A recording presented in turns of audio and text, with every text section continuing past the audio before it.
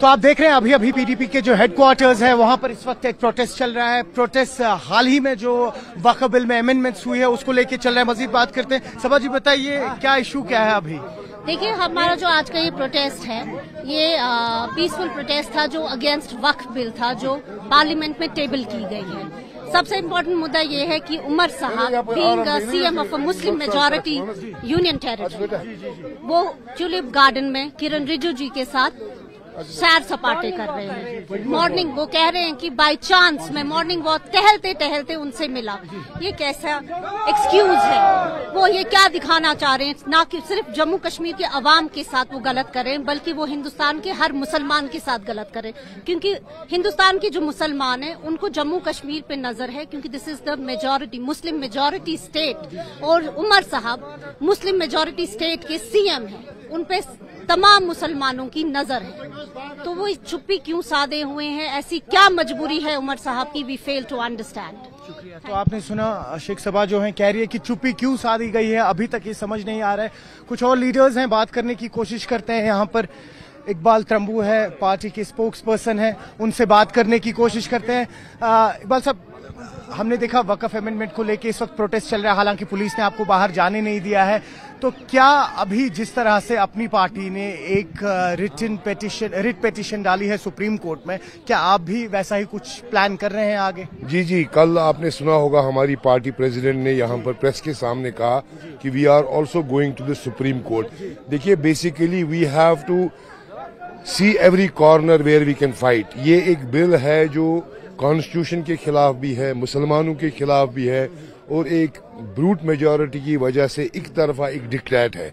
तो हमारा फर्ज बनता है कि हम इसके लिए लड़े। जो भी ऑप्शंस हमारे पास अवेलेबल है, सुप्रीम कोर्ट है, even hitting the roads to make the Supreme Court and the Government of India understand that we are not happy with this bill. This is sheer interference in our religious matters and we want revocation of this bill. जैसे आपने देखा farmers के कानून बने, फिर farmers ने protest किया and in the end the government realise जो उन्होंने कानून बनाए थे उनको वापस देने पड़े। हमारी यही उम्मीद है, we want to express to the government, to the court that this bill is not it is a bill which interferes in our religious matters. There are 24 crore Muslims living in the country, plus all other minorities will feel marginalized if this is continued, if this is not taken back. So this is a message that we want to give to the government, we want to give to the honorable court, and so that they revisit and rethink about this bill, ताकि वो देखें ये वापस लिया जाए। एक और सवाल जोड़ूंगा यहाँ पे। हमने देखा कि जब 370 का भी मामला हुआ था उस पे भी जो पॉलिटिकल पार्टीज है इंक्लूडिंग योर्स, आप लोगों ने भी एक रिट पिटीशन डाला था सुप्रीम कोर्ट में, मुख्तलिफ पॉलिटिकल पार्टीज ने डाला था। उसी तरह की एक सिचुएशन की जहां पर आप पॉलिटिकल पार्टीज डिफरेंट आइडियोलॉजी के हैं बट मुद्दा एक ही कि अमेंडमेंट्स क्यों हुए। तो हम देखें सुप्रीम कोर्ट में आगे आपका जो ये केस है ये एक लॉयर लड़ेगा या आप मुख्तलिफ पिटीशंस डाल रहे हो और मुख्तलिफ लड़ाइयां लड़ी जाएंगी अलग अलग पॉलिटिकल पार्टी से? देखिए, वैसे तो हमको 370 में भी इंसाफ नहीं मिला, but there is no option left for us. These are the only doors where we can go. We can come on the roads, we can pass resolutions in the assembly, and unfortunately we could not do one. Tamil Nadu could pass a resolution. हमारी बदकिस्मती है, ruling party जो है national conference ने, उन्होंने ये resolution pass. So these are things that we have to do, we have to fight on every corner. बाकी supreme court में हम इकट्ठे जाएं या अलग अलग जाएं, हमने 370 में देखा कि सुप्रीम कोर्ट ने फिर सारे केसेस को क्लब करके सुना।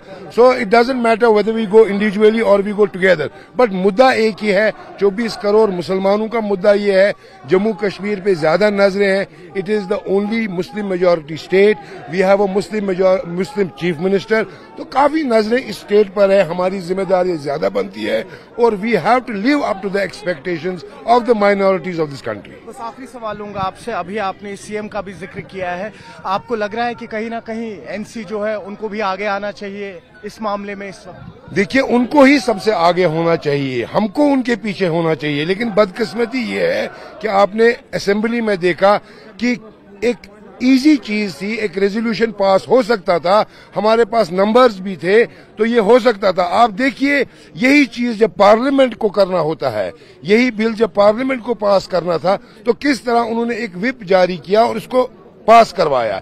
इसी तरह हमारी स्टेट असेंबली में ये रेजोल्यूशन पास होता, ये कल को सुप्रीम कोर्ट के काम आता, ये कल को गवर्नमेंट के काम आता कि हमारी कंट्री में कितनी स्टेट असेंबलीज ने इसको रिजेक्ट किया है। So this is all in the fight towards taking this bill back.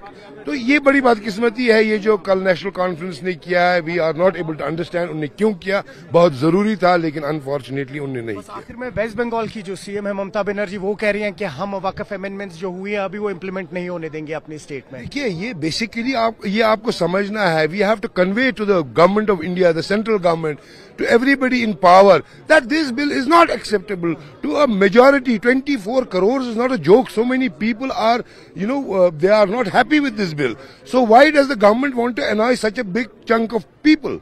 So ये गवर्नमेंट को बताना जरूरी है, इसमें हर एक को अपना जो है किरदार वो अदा करना है।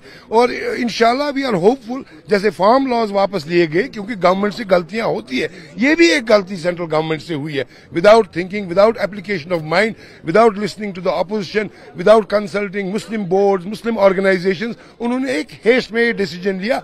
तो उनका मकसद सिर्फ एक ही चीज होता है, they want to make the majority Hindu population happy because it gives them electoral benefits.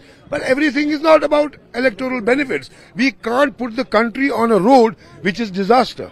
सो इसलिए ये हमारा जरूरी करना है। बहुत शुक्रिया। तो आपने सुना कि किस तरीके से जो स्पोक्स पर्सन है पीडीपी के भी, वो भी कह रहे हैं कि देखिए जिस तरह से अभी किसानों का जो आंदोलन चला था उसमें भी जब किसानों के जो बिल्स थी वो वापस ली गई थी, और कहीं ना कहीं उसी उम्मीद के साथ इस वक्त यहाँ पे ये प्रोटेस्ट हो रहे हैं कि वक्फ में जो अमेंडमेंट्स हुई है शायद इनको रिवोक किया जाएगा इवेंचुअली। न्यूज़ 18 के लिए आफाक शाह के साथ श्रीनगर से मैं सरोज कफील।